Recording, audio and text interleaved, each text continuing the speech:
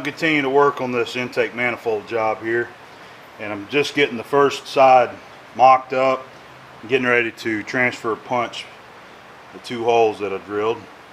You know, drilled a hole in all 4 of these little pieces that I made, and I drilled it 3/16 for now, just so that I can use a 3/16 transfer punch. And then after I'm through with them, I'm probably going to run a drill in there just to kind of open them up, because 3/16 is really close to a number 10 screw, which is what I'm using here. I've got some little tiny stainless steel cap head screws, 1024, that I'm using. So I'm just doing this by sight. I've got them lined up in between the injectors on both sides there, and as I said, I'm hoping that, you know, the user in the end here, the owner, if he needs, he can turn these injectors a little bit like so, if he needs a little bit more room to, you know, stick his clamp on there. But I think we're about ready. I want to do one side at a time and make sure all this is going to work out. Just using my little Armstrong C-clamps there. Alright, 3/16 transfer punch. I'm just trying to do this kind of delicate here. Wait, that's the wrong one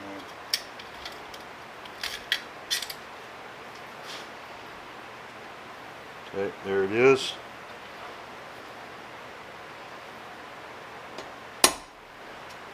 One hit, that's all you need.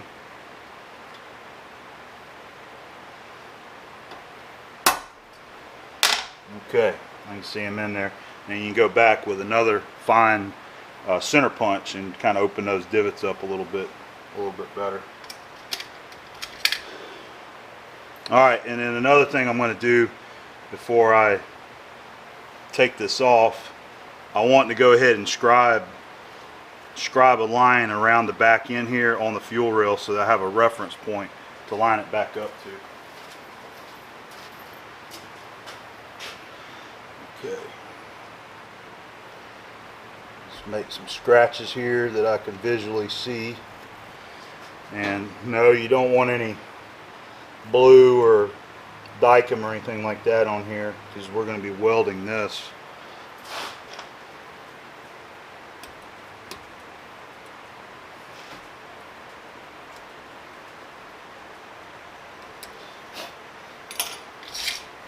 Alright, so there's a little better angle of it, I think. So we'll drill and tap here, and then once we get them drilled and tapped, then I'll actually put the bolts in there, hold it, and then put the C-clamps back on there, and then unbolt everything and weld those 2 on. Okay, I think I'm ready to start drilling and tapping. Just doing a little bench work this time. I've got the intake clamped down to the edge of my table here. On this side here, I used some brass shim stock so it wouldn't mar up that machine surface for the filler net, or the water intake there. And I went ahead and repunched them lightly. So I went to the little bag of taps that James Green sent me, and I found a couple taps. These appear to be brand new, never used. So we got a couple 1024 taps here. Make sure here. 1024. Oh, I'm sorry, that one's a 1032. I'm glad I didn't I'll double check there. Okay, this is 1024. Alright, get it done.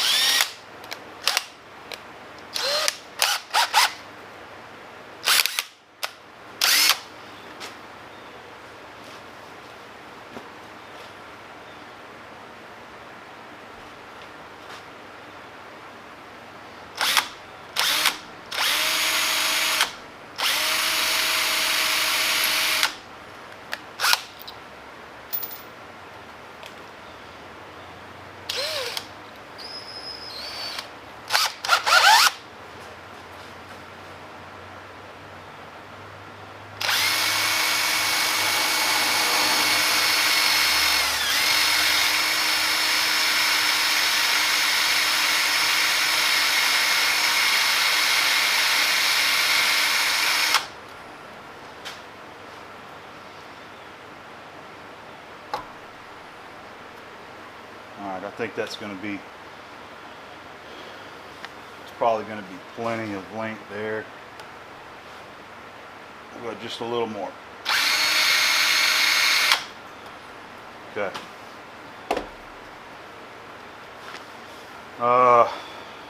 Deburr. I'll be right back. Let me get something to put a little chamfer on that hole.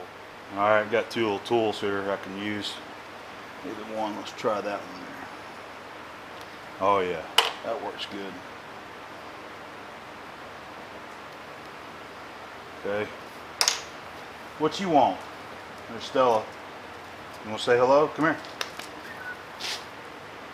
Everybody's just watching me work.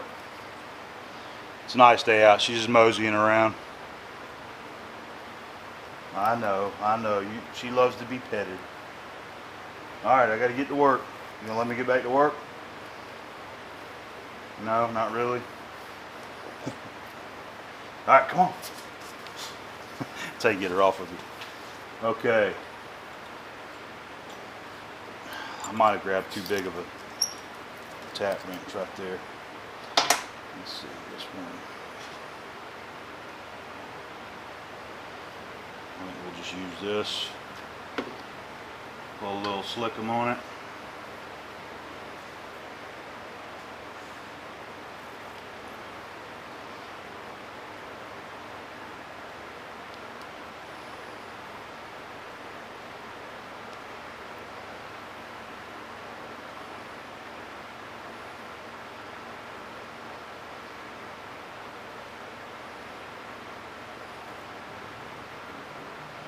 When I'm hand tapping like this, I always like to use this style of straight tap wrench more than the T-handle style.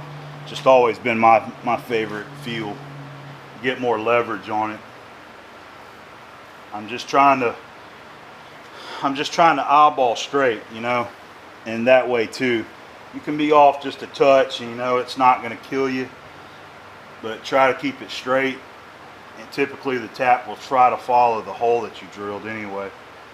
So once you know it's starting in there, then you can pretty much go just like that. Careful not to put too much pressure on one side or the other. That's why I like these tap wrenches like this. Okay. So that one's done.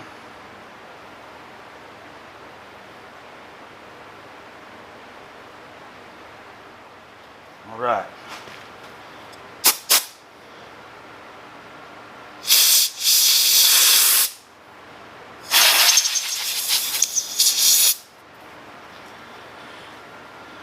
Love those little needle tips, man. All right. That's pretty good.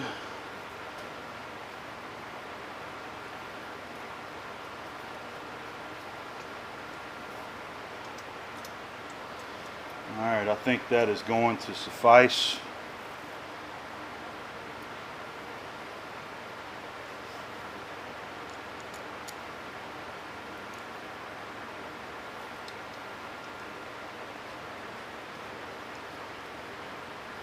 Look at that. There we go.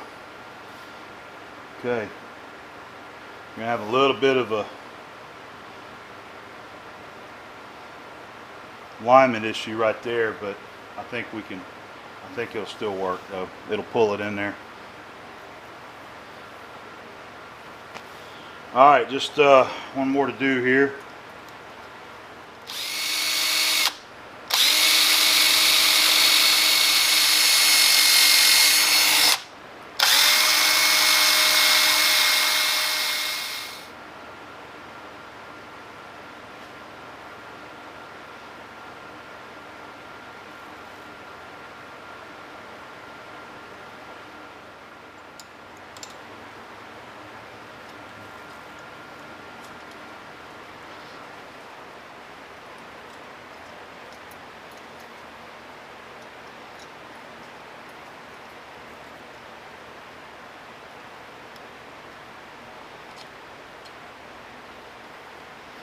Alright, man, that one lines up pretty good, actually.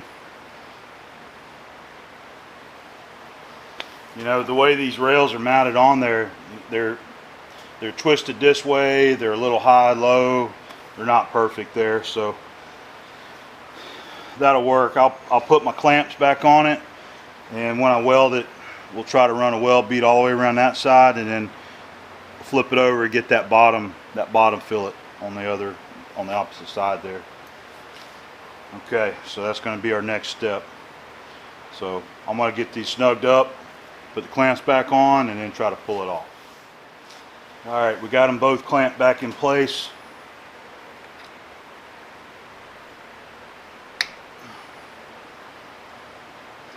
Go ahead and get it unbolted and see if I can slide it off and hope that they don't move.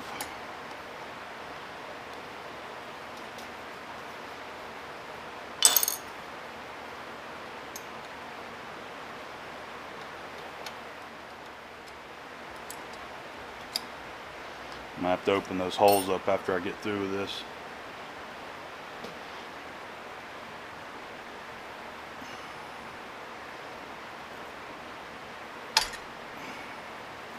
Damn it.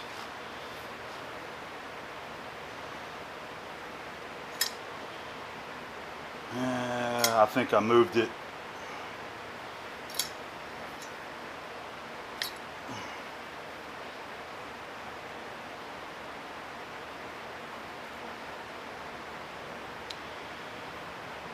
Dang it.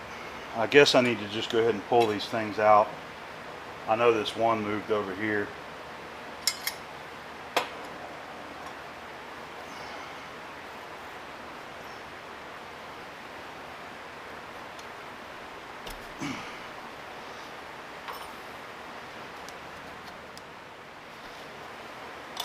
Just trying to line it up. Guess I better go ahead and run it back in there. That's just what I'm saying, man. These kind of jobs can be they can be very time consuming. And as long as you have someone that's willing to pay the labor that it takes somebody to do this kind of stuff, no big deal. But it's been in my experience that a lot of people don't when it comes to go fast stuff. Trying to decide if I ought to just try to weld it. Maybe go ahead and try to get a weld on top side there where it's bolted in so that I know it won't move when I pull it off there. That's my only fear. I wanted to have it up here off of this and a little bit better. I like using my vise when I can. But we know it lined up there, so with the injectors in there, everything should push in. It's just O-rings. It's just these big O-rings that seal off these injectors here, and these have a little movement inside the holes. So I think what I'll do is go ahead and at least try to get a weld on the top of these so that I know that it's held in place. So we'll go ahead and do that.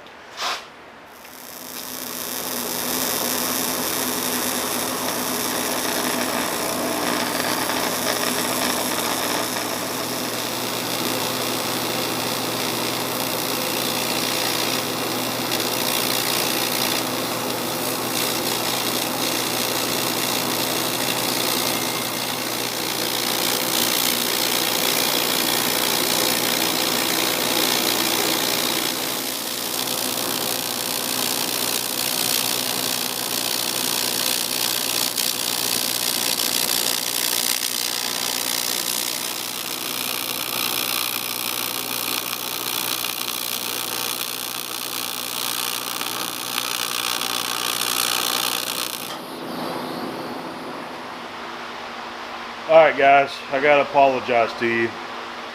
I didn't show you any of the welding for a couple of reasons. One, I was getting a little aggravated at how the job was going. It wasn't welding the way I wanted it to. And what I was experiencing was this fuel rail here is actually a lot thicker than I thought it was. And I didn't pay attention to that when I started welding. But this whole bottom side of this thing is solid. And I thought this was I mean, it looks like an extrusion. I'm sure that's what it is, but this is all solid right here. So, you know, it was wanting to flow into the part that I was building really, really fast, but it wasn't wanting to flow into the base there. So I kept trying to get it to run, and I couldn't get it hot enough. So I ended up having to grab my torch and warm it, get it nice and hot, and then go in there and weld it. And even then, it just didn't, the welds didn't turn out exactly the way I wanted it to, but it's done, and it'll work. So the 3 points of contact did make it more rigid. You know, I'm pulling really hard on it right there, and if you look back here on this other one, you can see how it moves, just pulling one in there.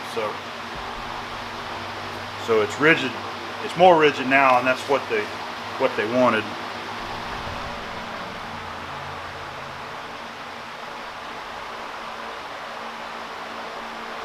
Okay, so I'm just ready to get this thing done.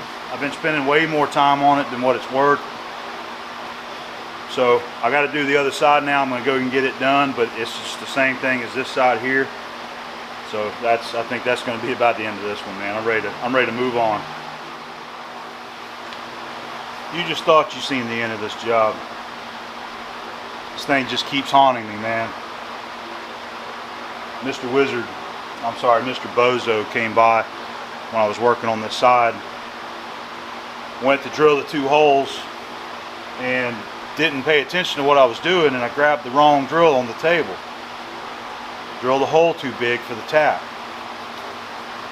So I don't want to use any other screw. You know, you could go to a 1/4-20, but I don't have any stainless 1/4-20 bolts the same as the other side. I want to keep it the same. So got this helicoil kit for 1024. So I'm using that. Luckily, it was the same size drill for the drill that I used. So I'm just now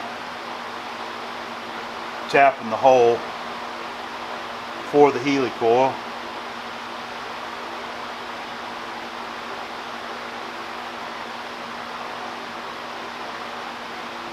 I'm telling you, man, I don't know what it is about this one right here. Everybody always has one that haunts them every now and then, and I think this one's been my one. I haven't had it in a while.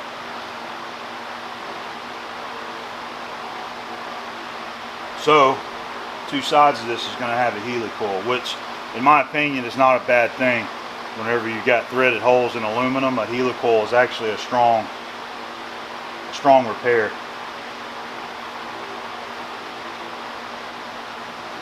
So let me get this other one tapped. Well, I guess I'll show you me installing a helicoil. Alright, I got both sides of it tapped there. There's my 1024 coils.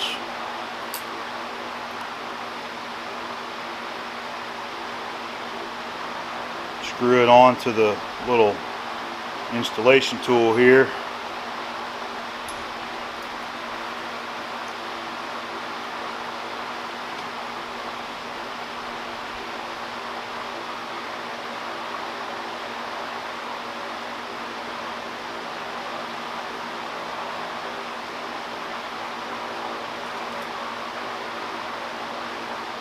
Keep some pressure on it whenever you're twisting it in.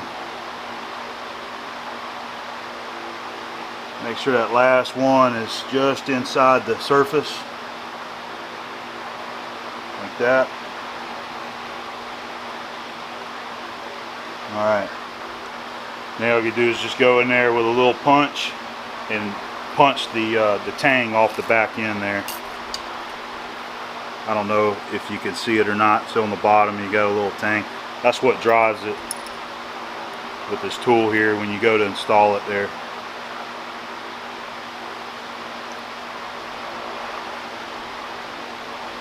Luckily I had drilled it the right size for a helicoil, and I actually had this kit here. I've got a bunch of them, different sizes.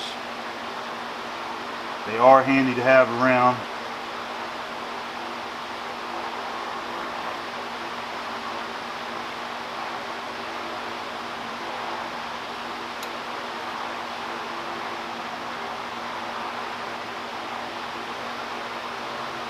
Okay. Let me go grab the bolts and make sure they fit. I think I forgot to tell you another reason why I didn't want to use any of the footage during the welding. I was having problems. I was saying some choice words at myself, and I had a guy cutting my grass, and he was right here by my door cutting and edging and everything. It was just too much noise going on. Okay. Alright, that's it. I just got to knock the tang off the bottom. So, alright, I'm going to continue on, try to get this thing done. Alright guys, it's done. There it is, finished up. Just wanted to give you a final shot of the job. This is the other side that you didn't see me do. So we got it, and then there's the first side right there. And I hope that the customers are happy with this. As I said in the beginning, I wasn't told specifically how to mount this on each end. It's just what they wanted. And it's things like this that get brought to me, and it gets brought to me because who else is going to do this kind of stuff? That's just it. You know, it's a kind of a special job. You know, you can't go to a welding shop because most welding shops aren't going to make the parts like that. They're just going to weld. And then some machine shops aren't going to take jobs like this because they just want to make parts. They don't want to figure it out, weld it together, things like that. So that's why guys come and see me. But I will say that I am happy that this is finally done, and I'm ready to get it and put it back in this box.